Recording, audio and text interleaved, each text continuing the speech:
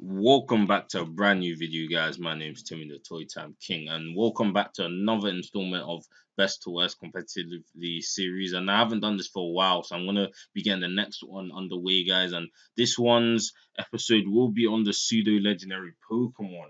Like these Pokemon are really strong, and obviously it's pretty hard to rank them. So some of this might be subjective, but if you agree or disagree, leave a comment down below and just tell me what you guys think is the best and worst pseudo-legendary, and leave a like on the video if you enjoy, and subscribe to the channel if you're interested in more content.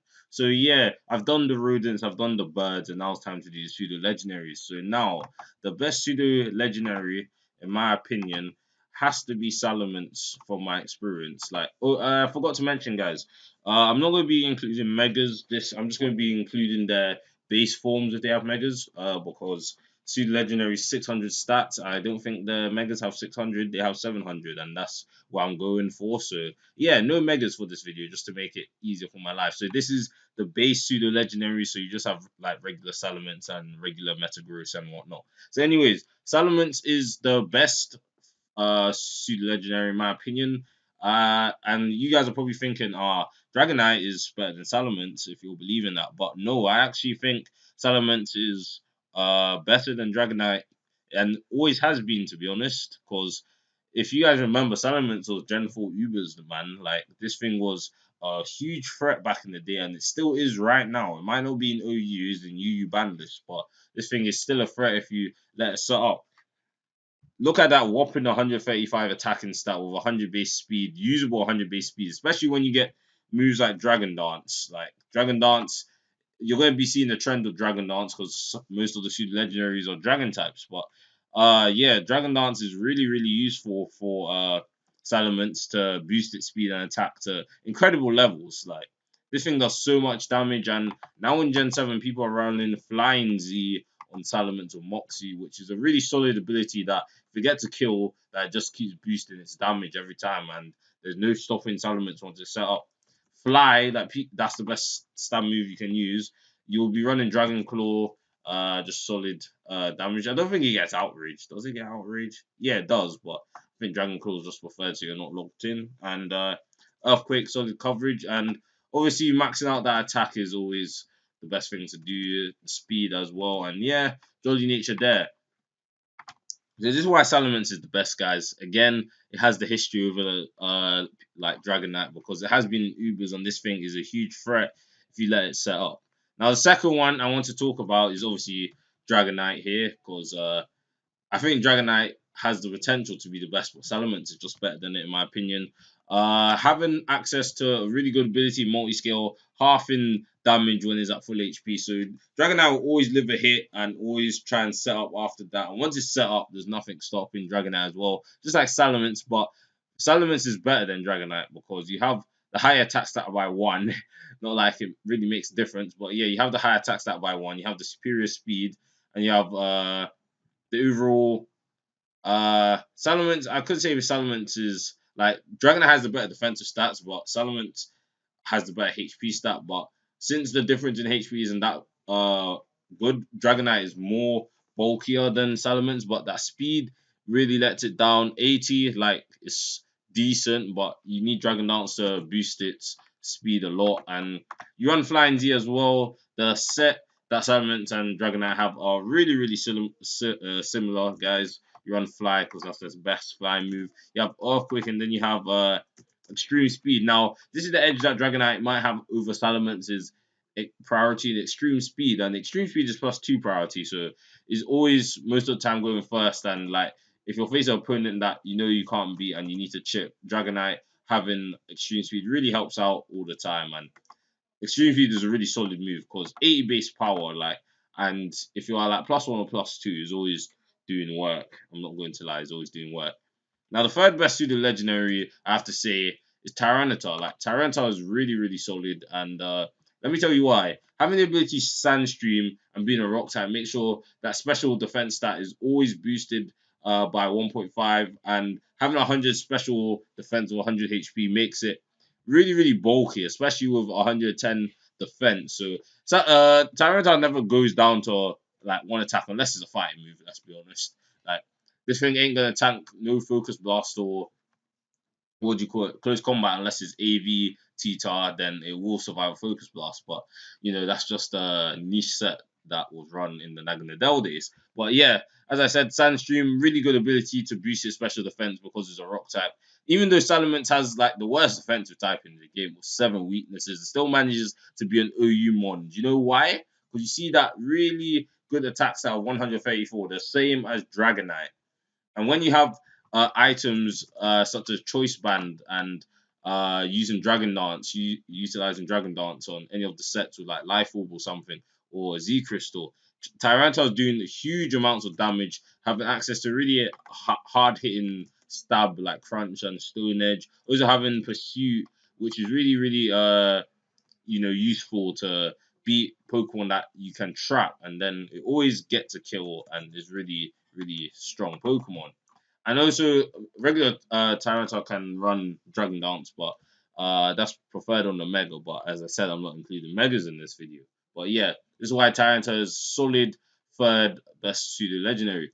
Now we're moving on to Komo. I have to include Komo. Like, honestly, if I made this video before Ultra Sun and Moon came out, I would honestly would have said that Komo would be the worst pseudo legendary. But now it gets this, the freaking best Z move in the freaking game, in my opinion. Like, this thing is just so solid. Clanging Scales with the Chromium Z gives you Clangorous Soul Blaze, which basically gives you a +1 in all your stats. And if you're looking at these stats, you have decent 110 attack, decent 100 special attack, 125 defense. Like, it doesn't have the best stats of a pseudo legendary, but when you're at +1 with everything, these stats become really, really godly, in my opinion. You have clanging skills, pretty good coverage and poison jab to beat the fairies that just utterly destroy you. You can either run Dragon Dance or sub on this set. Dragon Dance just making sure you're even more deadly, and you're a bit more bulky when you're +1 at everything. So you have opportunity to set up a Dragon Dance.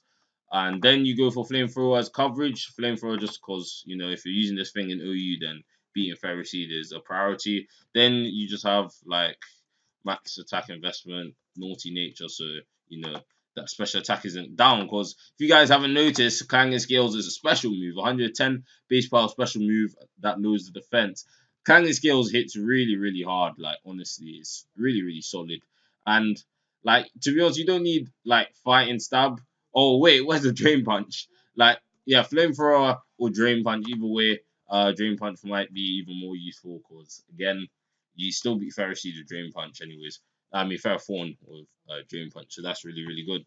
Now, coming at number 5, we got Garchomp, and obviously, I think Como is better than Garchomp, even though Garchomp's in OU and Como is in, what do you call it, UU. But I feel like Garchomp, at most cases, is honestly outclassed by its Dragon Brethren. Fast. No, why am I trying to say Salamence is faster than Garchomp? When Garchomp is running max speed investment, is actually faster than all the ones I've included. But as a Dragon and Ground type, having a 4 times weakness to Ice and like no one really running defensive Garchomp anymore, honestly gets outclassed by what's his name, Zygarde, which is more bulky, is slightly slower, but Zygarde is actually surprisingly fast if you think about 95 base speed. But now people are just running offensive Garchomp because, to be honest, what else do you do? Offensive Stealth Rock, and I still think Gomu is better. Like, you have a really good setup move in Clangor Soul Blaze, and it also does damage. You know, got to mention it does damage. So, you're setting up +1 for everything, and then you're just nuking people. It's really, really solid. Now, I feel like Garchomp could be better if it got like Dragon Dance, but Garchomp in by no means is a bad Pokemon. This one is freaking amazing, but like I feel like it's just outclassed, and I opened up the taskbar there. Yeah, I just feel like Garchomp is a bit outclassed, and I feel like Salamence, Dragonite, and all of the Pokemon I mentioned before are better than Garchomp.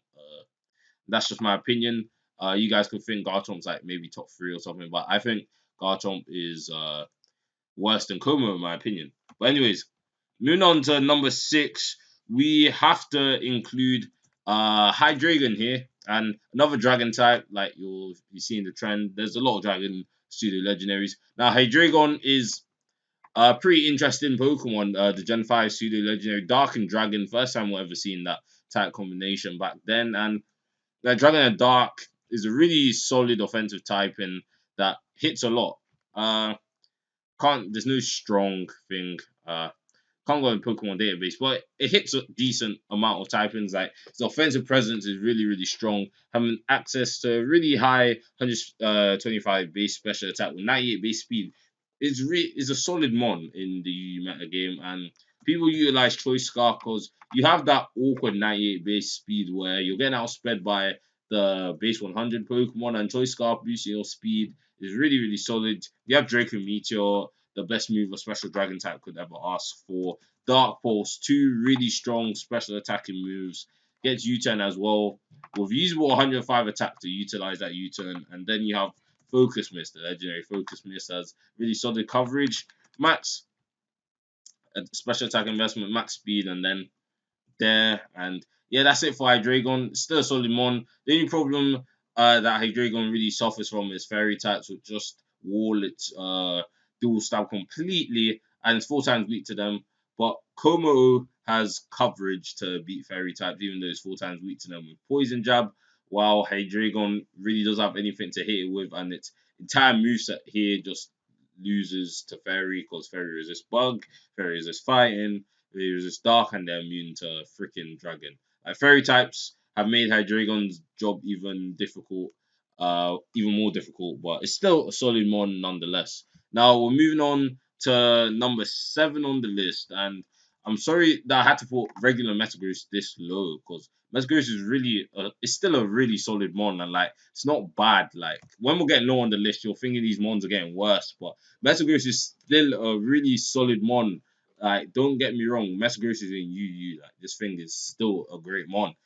Have access to really high 135 attack and a high 130 base defense with decent HP with 80 and decent special defense with 90. But speed lets Metagross down a lot, and the steel nerfs as well. Steel nerfs made Metagross even weaker to the mon that I used to check. I used to be able to check relatively, I used to check Ghost and Dark mons pretty well, but obviously still not resisting Ghost and Dark anymore since Gen 6 has made Metagross's job really difficult, but it still manages to shine with his choice band set, which has been running for many, many generations since the third generation, and you still have to utilize that really high 130 base, 135 base special, not special attack. I'm so sorry, guys. I'm so tired today. Sorry, but that base 135 attack with choice band and is dealing huge amounts of damage, and you can also run trick to get rid of your choice band to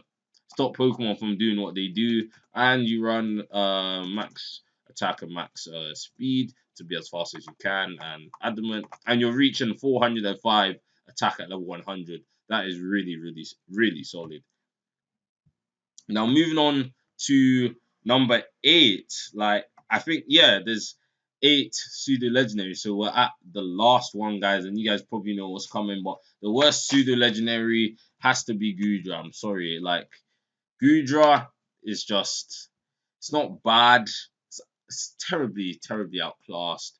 And like Goodra is not a bad mon. Like sure, it's an RU. It's not never used or PU level. Like it's still usable and still quite strong, but just gets outclassed by all the other dragon type Pokemon. Like it's pure dragon, has 80 base speed. Like it doesn't get Dragon Dance. Like Dragon Dance is illegal.